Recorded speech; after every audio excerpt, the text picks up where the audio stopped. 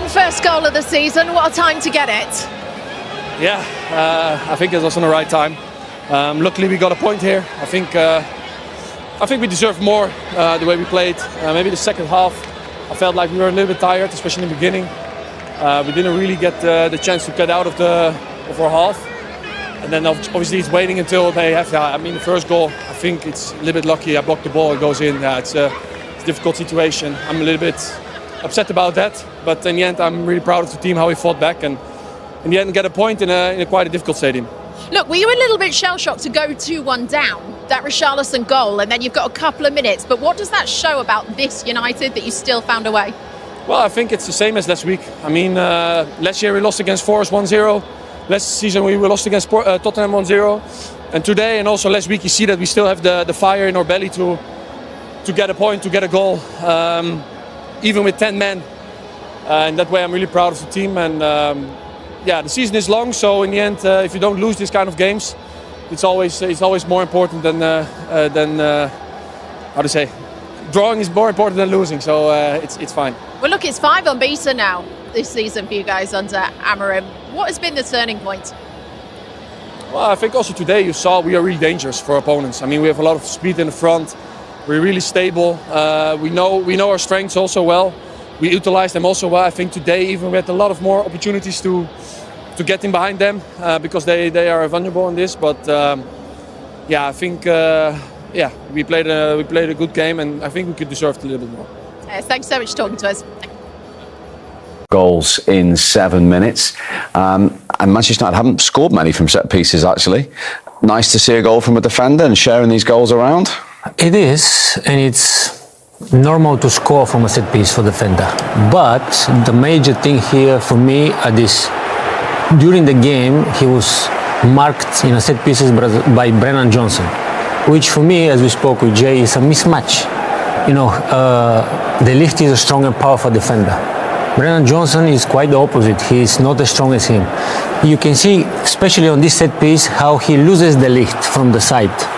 And then he is free to score that header. Of course, we can argue the goalkeeper can do better as well by pushing the ball out of the back of the net. But speaking from experience, sometimes when your header is so powerful, your reaction time is short, so you don't have time to quickly react. But the major thing for me is that Brennan Johnson was marking the Ligt in that so much. We were surprised, which is a little bit surprising because Spurs have conceded a fewest goals from set pieces in the Premier League. 100%. They've been second. Yeah, they've been good. They're defending set pieces, but the whole setup, Brennan Johnson can't be marking the Ligt. It is a mismatch. He's twice his size. He loses him too easy. I think just panics and he gets himself in the area where he's free, and obviously Spurs end up conceding in that. And when you work so hard to get back into the game and then you concede in that manner, and that of course is disappointing. And the way they got back in, the game seemed to be drifting away from Tottenham at 1-0 down, and then bang from nowhere, 2 in 7 minutes. Yeah, but it's a transition. It's a transition. Odegaard does really well here, to be fair. It's just sort of drop of the hips, brilliant. And he plays out to Udogie, but there, you look at it there, there's Man United got bodies in the box, but it comes in, this is your goal, Jay. Yeah, it's so, you know what I like about it is the turn, it's calculated, he knows what it's not, because when I first saw it, I thought maybe it's a bad touch. But you see him here, the ball goes wide and it's just such a good touch. He means to do it, and you see here. But even so, I just feel like, I spoke before to Berber, I said about when I played against Ferdinand and Vidic, and if you got the better of the first man, the other man would always cover. And I just think when you look at it here, I've just felt like Luke Shaw maybe, because when the ball goes wide, you're defending the box. When the ball goes in the box, you're defending the goal. I just thought maybe he could have sort of covered and tried to block. But saying that, it's an amazing turn and finish. How clever was Richarlison then for 2-1? Oh man. Ugly goal, for sure. Ugly goal. But sometimes these type of goals are the most precious that you can score. And it was a typical centre-forward goal at the right moment, the right positioning, following the game, positioning your body in the proper way that you will be ready for the ball.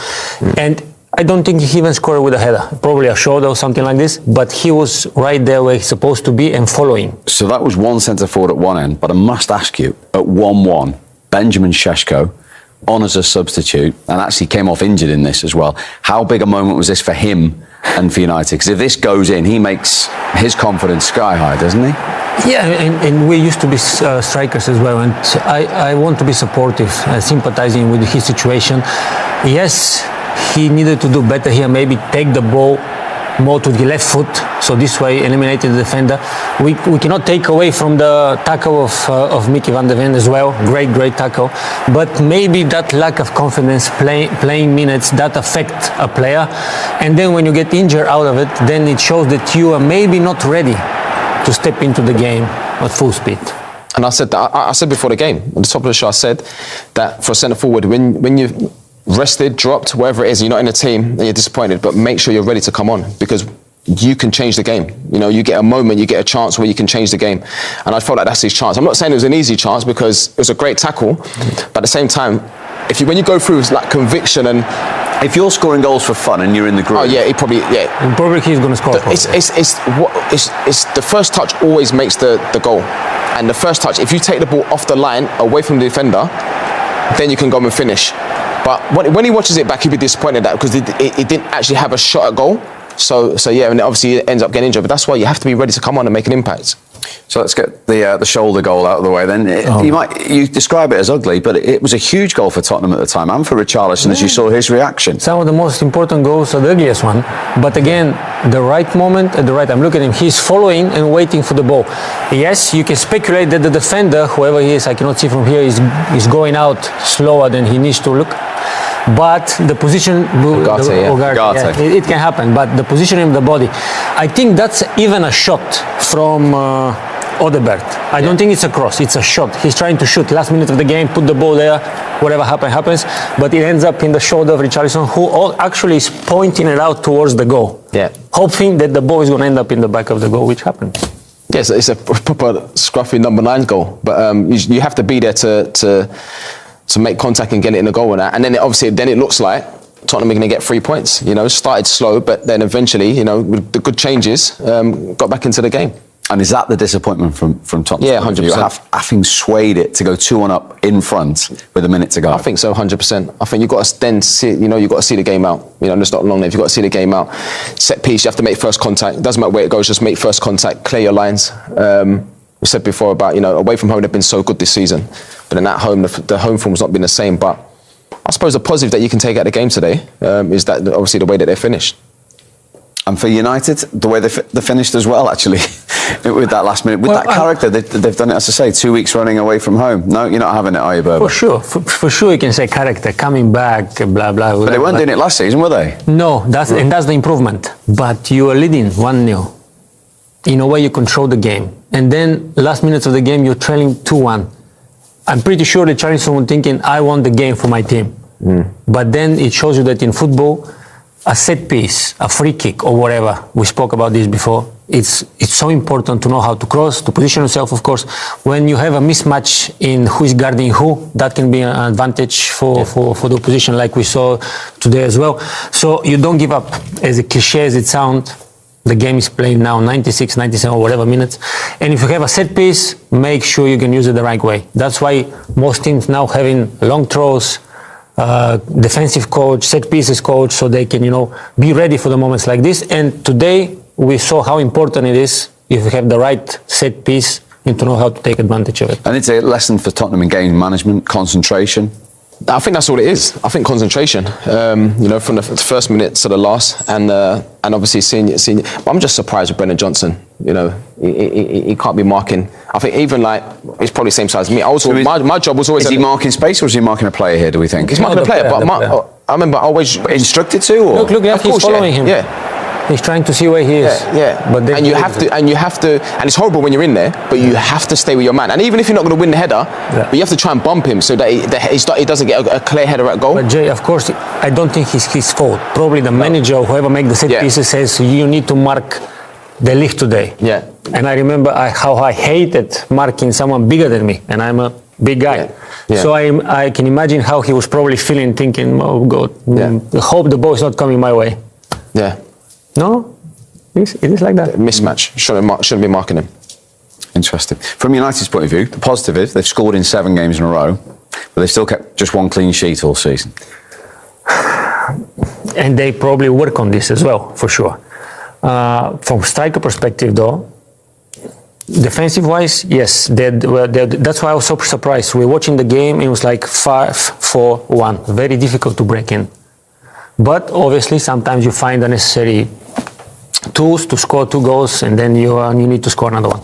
But from striker perspective for United today, for example, like we spoke about Sesko, Cunha also didn't have a good day at the office as well. But there were players shining here and there.